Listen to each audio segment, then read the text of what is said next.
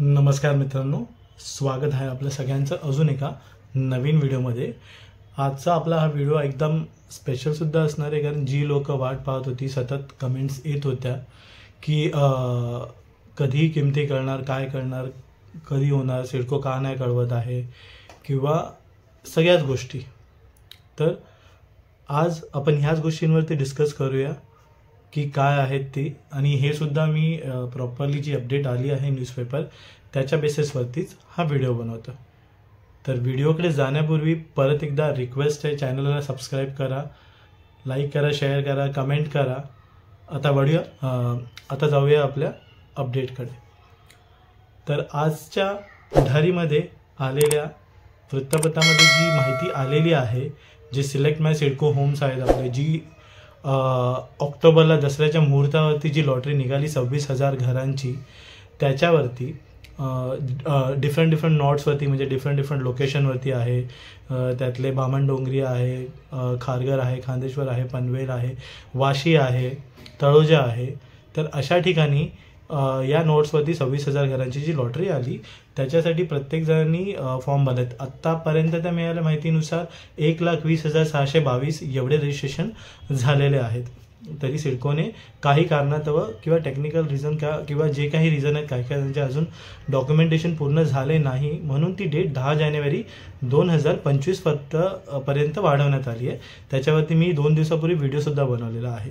तर आजची अपडेट आपली अशी आहे, मिळालेल्या माहितीनुसार वृत्तपत्राच्या 30 डिसेंबर 2024 म्हणजे आज आहे 28, 29, 30 म्हणजे सोमवारी आपल्याला दुपारी किंवा संध्याकाळपर्यंत ज्या किमती आहेत घराच्या त्या कळणार आहेत। तर ही माहिती जी आहे मी ही वृत्तपत्रात आल्यावरती ज्या डिटेल्स दिलेल्या आहेत त्याच्या बेसिसवरती देतोय, म्हणून मी ते स्क्रीनवरती साईडला लावून पण ठेवतोय, म्हणजे तुम्ही ते चेक करू शकता पुढारीमध्ये जी माहिती आली आहे त्याच्यावरून। तर आपले जे सिडकोचे व्यवस्थापक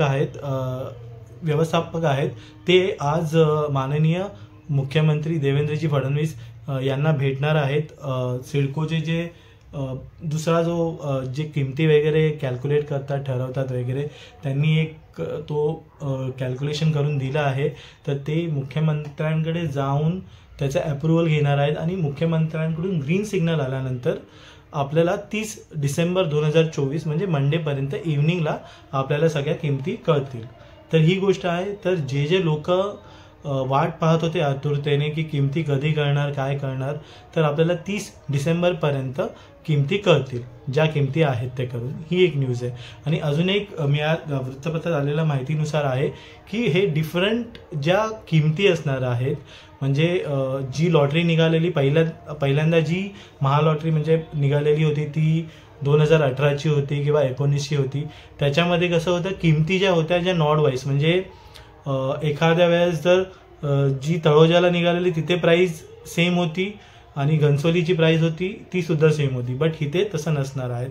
हे डिफरंट नॉड वाईज आहेत, डिफरंट सेक्टर वाईज, म्हणजे sector wise in the sense EWS, LIG1, LIG2 आणि नॉड वाईज, म्हणजे वाशीकडे वेगळी प्राइस असेल, खारघरकडे वेगळी प्राइस असेल, बामणडोंगरीकडे वेगळी प्राइस असेल, तळोजाकडे वेगळी प्राइस असेल, पनवेलकडे वेगळी प्राइजेस असतील, खांदेश्वरकडे वेगळी प्राइजेस असेल।